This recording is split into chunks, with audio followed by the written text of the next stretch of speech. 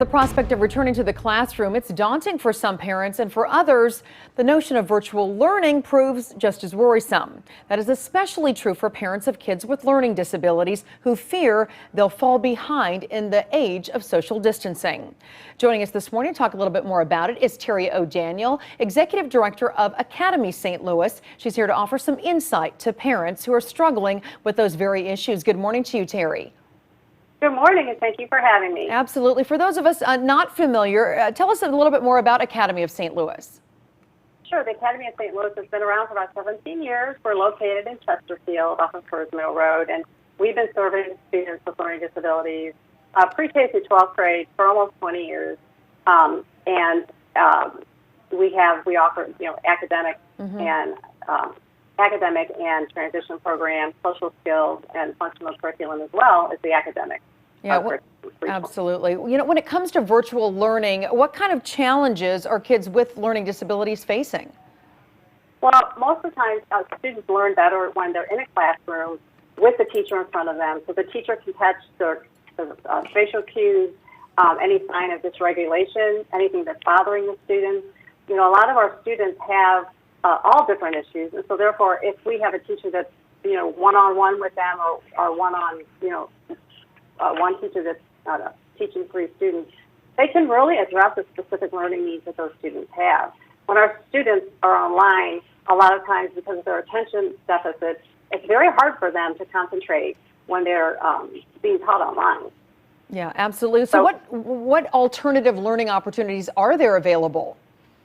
Well, for us, we pretty much had this model going for the last 17 years.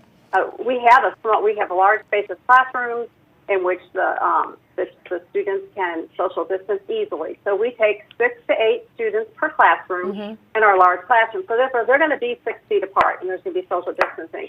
They are going to have their individualized programs like they always have. They're going to have a full-time special ed teacher in each classroom, along with a support person in that classroom as well, that's going to help them meet the goals that we have set for them in all 4 of those areas. It's very hard to teach students with disabilities social skills, functional skills, and even transition skills when they're online. So our transition program, I think that's probably one of the most important things for students with learning disabilities, is to make sure they have a solid goal-oriented transition program, because that transition program is preparing them for life after they graduate from 12th grade. So for some students, it might be going to college, some it might be going into the workforce. But we work on that from 7th through 12th grade. So by the time our students graduate, they are ready to face the world out there. We know that 80% of students with learning difficulties or learning challenges are unemployed for most of their life. So we want to make a difference in that, and we have for the past years. But now I think it's even more important because our parents, we've had the experience, we have the teachers, we have, the model to help these students be successful. We're placing this into the hands of, many times, a parent that has to sit right next to their child all day to help them through their academics, just to help them become successful. And as you know, and we all know, this is a difficult time for everybody. Parents, some are working at home. Some have to go to work, and so therefore they're having to leave their special needs child at home. And so our model is really always been kind of a safe structure for these type of students. We're very small. I don't accept over 30 students.